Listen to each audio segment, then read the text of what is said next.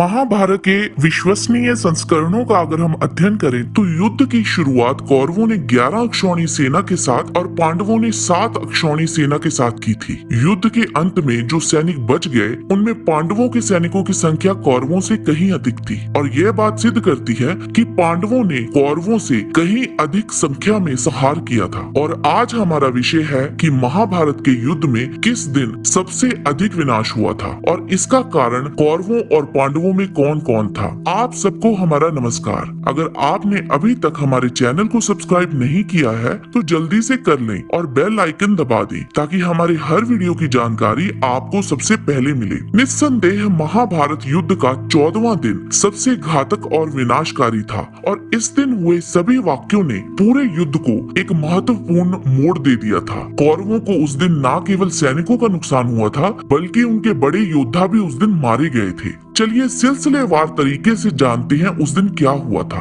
अभिमन्यु वध के बाद अर्जुन ने प्रतिज्ञा ली थी कि वह सूर्यास्त से पहले जयद्रथ का वध कर डालेगा, नहीं तो गांडीव सहित आत्मदाह कर लेगा। 14वां दिन कौरवों ने जैसे मौत के आगे घुटने टेक दिए थे। गुस्साए अर्जुन उस दिन अपने प्रचंड रूप में थे। उन्होंने अकेले ही उस दिन बड़े पैमाने पे विनाश किया।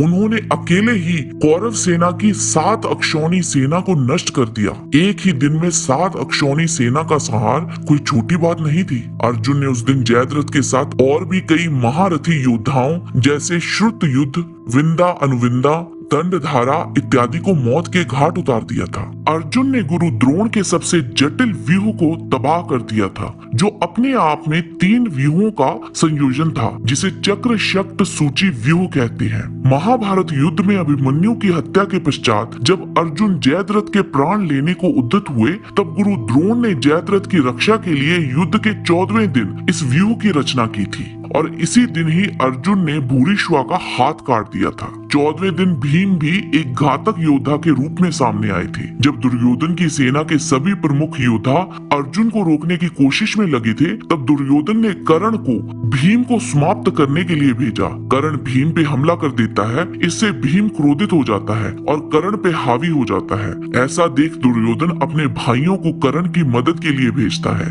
पर भीम एक एक करके सभी का वध कर देता है। भीम ने कर्ण के कई रथों का नाश कर दिया जिसकी वजह से कर्ण को कई रथ और कई अस्त्र बदलने पड़े ताकि किसी तरह वो उसको काबू कर सके। भीम ने कर्ण का धनुष भी तोड़ दिया था। उस दिन भीम ने दुर्योधन के 30 भाइयों का वध किया था जिसमें विकर्ण भी एक था। कर्ण का रथ नष्ट कर वो उसको मारने के लिए आगे बढ़ा ही था तब उसने अर्जुन की कर्ण को मारने की प्रतिज्ञा के बारे में सोचा और पीछे हो गया।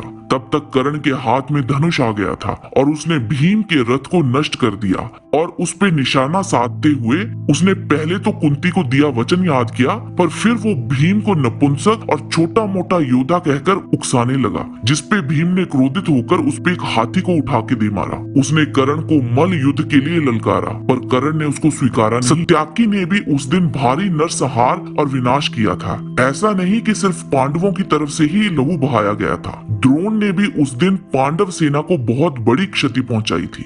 जयद्रथ के सिर काटने की प्यास ने उस दिन महाभारत का सबसे भयंकर और भीषण विनाश देखा था। जयद्रथ को बचाने के लिए कौरवों ने अपनी पूरी जान फूंक दी थी पर अर्जुन ने उसका वध कर गुरु द्रोण और दुर्योधन के अहम को ठेस पहुंचाई थी और कर्ण जिस पे दुर्योधन का काफी भरोसा था वो भी उस तांडव को रोक ना पाया था। इसीलिए महाभारत युद्ध का 14वां दिन बाकी सभी दिनों से अधिक विनाशकारी था। इस दिन अर्जुन ने अपनी वीरता का अद्भुत नजारा दिखाया था जो उसकी अपने वीर पुत्र अभिमन्यु को श्रद्धांजलि थी। आज के वीडियो में बस इतना ही। जाने से पहले लाइक बटन जरूर दबा दीजिए और अगर वीडियो अच्छा लगा है तो शेयर कीजिए। आपसे फिर मिलते हैं एक नए रोचक वीडियो के साथ। तब तक के लिए आप सबको हमारी शुभकामना। नमस्कार।